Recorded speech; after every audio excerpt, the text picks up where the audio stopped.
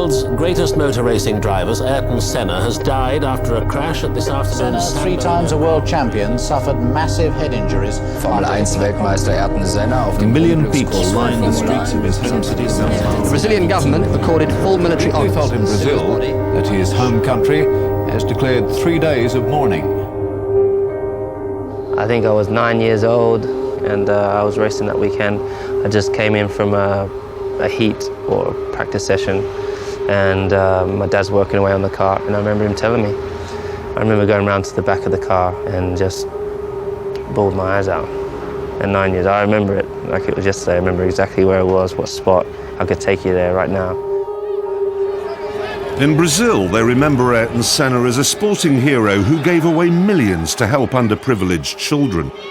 Elsewhere in the world, though, we remember him best for this. And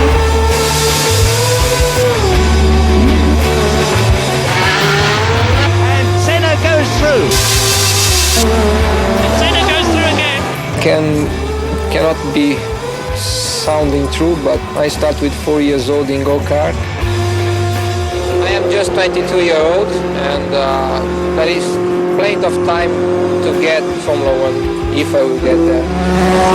Ayrton Senna did race in Formula 1 from 1984 to his death at Imola in 1994.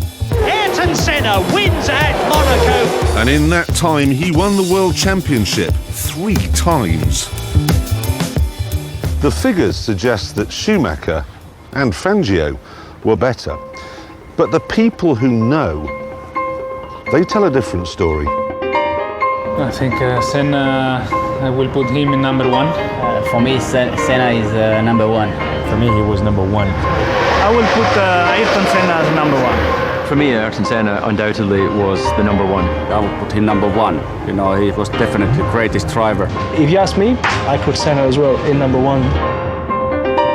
Martin Brundle, who raced against the Brazilian for 11 years, is well qualified to explain why Senna was the ultimate driver's driver. He had a God-given talent that I haven't witnessed anywhere else. A sixth sense of where the grip was before he turned into a corner. If you look at this Lotus here, even when it's going in a straight line, it is dancing. Absolutely. And there. You look at these and you think, here we go. I can't do that. I think Senna's ability to be able to drive completely on the limit. Some of the laps he did, we know were unbelievable.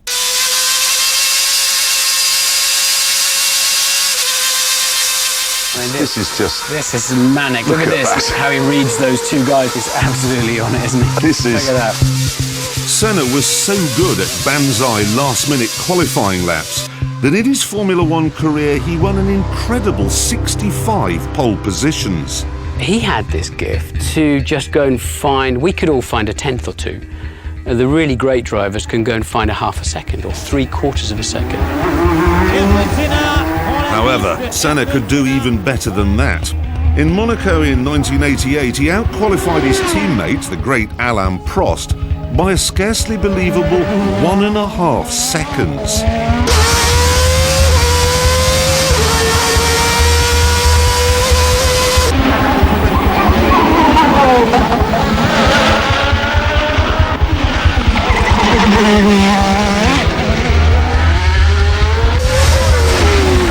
Nobody in the end wanted to spoil Senna's pole lap. And when you saw the day-glow McLaren and the very bright helmet of Ayrton Senna, he would come through and we literally jumped out of the way. You didn't want to be the one they all talked about as having blown the lap that the whole of the Grand Prix venue was looking forward to.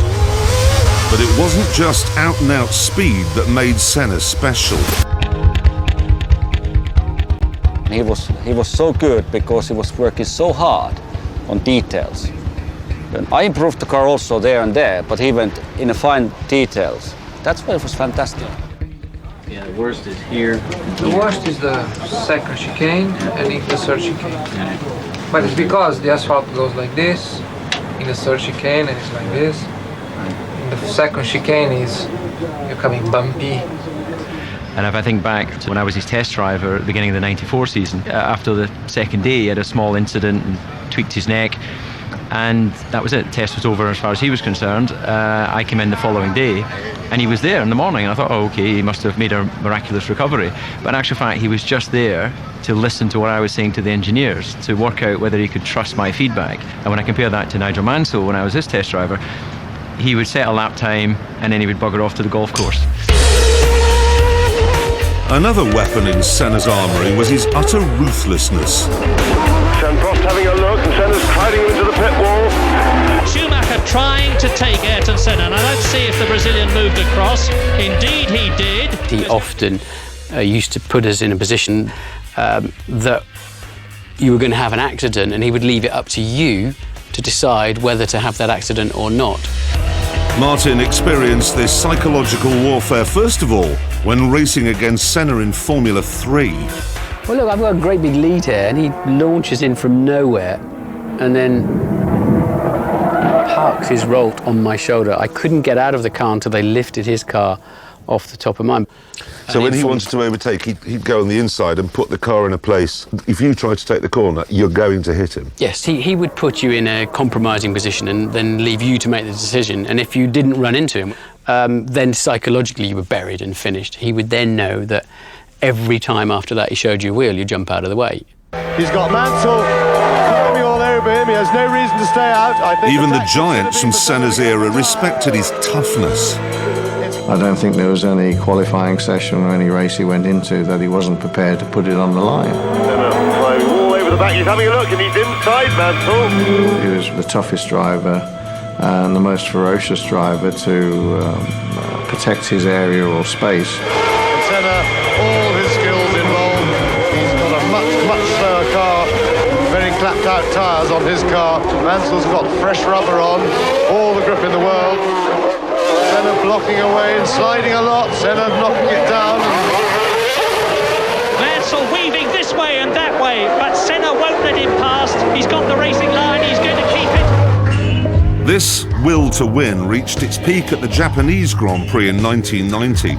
Here, Senna would be world champion, providing his arch-rival Alain Prost, now at Ferrari, failed to finish. So, at the first corner, he made sure Prost failed to finish. Alain Prost has taken the advantage. Senna is trying to go through on the inside, and it's happened immediately. This is amazing. Senna goes off at the first corner. Yes, and that makes Ayrton Senna world champion this year. He doesn't even try to brake. No. I mean, at that point, when they're back there, Senna, if he wanted to stay in the race, you'd have seen 2 puffs of blue smoke from his front tyres, where that gap was always going to disappear. He was driving into a disappearing wedge. After the crash, he showed absolutely no contrition. When there is a gap, you either commit yourself as a professional racing driver that is designed to win races, or you come second, or you come third, or you come fifth. And I'm not designed to come third, fourth, or fifth. I race to win. And if you no longer go for a gap that exists, you're no longer a racing driver. Strangely, Senna had a big heart. He was a devout Christian capable of extraordinary compassion. When fellow racing driver Eric Comas crashed at Spa in 1992, Senna stopped and risked his own life running across the track to help. You see, that's the paradox of Ayrton Senna, isn't it? In that he was clearly a fantastic human being. And he cared about people in Brazil, he cared about racing drivers. I mean, he was mortally hurt when Ratzenberger died, the day before he died. But then he would crash Alain Prost off the racetrack and put both their lives at risk. As a man then, Senna was hard to fathom. But when it rained, it was easy to spot his talents as a driver. And Senna is a wet weather master.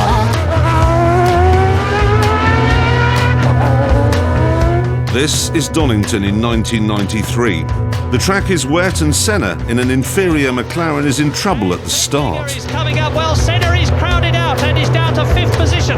And Wendlinger is up into 3rd place ahead of Schumacher. Prost leads, the Hill 2nd. And Ayrton Senna is up to 4th position ahead of Schumacher and challenging Wendlinger as they go round the right-hander into the old hairpin. Senna is up to 3rd. A quite brilliant couple of corners by Ayrton Senna. Tremendous stuff. He muscled his way way back into contention at Redgate. He's going inside Damon Hill, and Senna into second place already. So 2 retirements already, and Senna goes through into the lead. He's passed Alain Prost, And that was it. 1 lap, 5th to 1st. Yeah. If you want to have 40 seconds of what is Ayrton Senna, the racing driver, all about, there it is, in a nutshell. Yeah. After the race, though, he was completely calm. Driving with slicks in damp and really slippery conditions was tremendous. Conditions like this is gambling and is taking chances that pays off. And I think we gambled good. And of course, you have to remember that Senna was doing his gambling in cars that were like wild, ferocious animals. This McLaren MP44, in which he won 8 races and his first world championship, had very little downforce, a manual gearbox and 1,200 horsepower, 450 more than the F1 cars of today. It is the last of the turbocharged monsters, one of the greatest racing cars ever made. And today, it's going to rumble again in the hands of Senna's #1 fan. There it is. Woo! I can't believe that I'm... Oh, jeez. You've just got back from the Canadian Grand Prix this morning? Yeah. I couldn't sleep. Really? I slept like an hour or so on the flight. I couldn't get to sleep. I was just... Because you get to drive Senna's MP4? I just can't imagine what it's going to be like. I just have this sound in my head of the car roaring and going through Monaco streets when he's one-handed. I'm just going to go one-handed round and just see what it's like around one of the corners. Let's go, let's go. Can I go?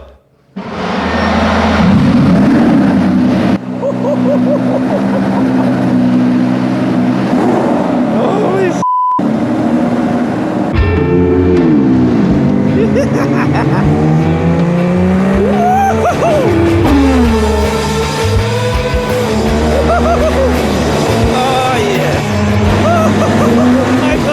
The racing back in the mid-80s, it was, I mean, there's an incredible scene, I think, with Nelson Piquet overtaking Senna on full opposite lock. I mean, very little in the way of safety, very little in the way of aerodynamic grip.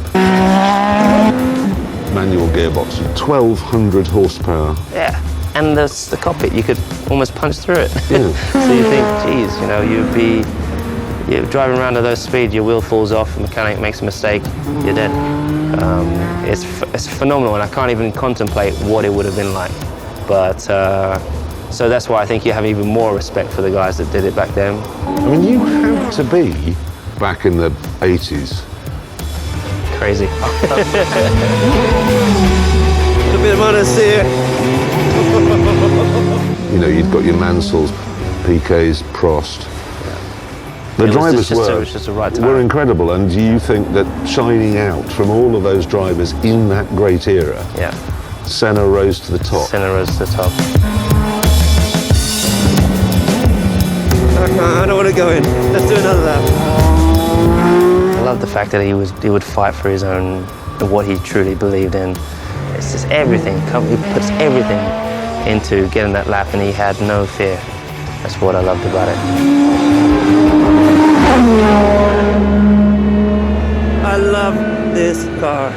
I love it. Come on. That's amazing. It's so much. It's nothing like the car I drive nowadays. But just to know the commitment and to get used to driving this car and on the limit, I just couldn't imagine it, man.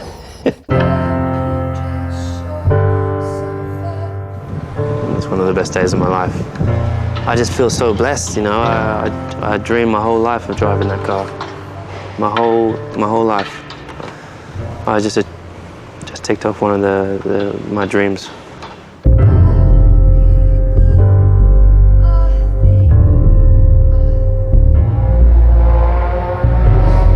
You know, I'll be honest with you, I was never a Senna fan. I always thought Gilles Villeneuve was the greatest racing driver of them all, but To make this film, I've watched hours and hours and hours of footage.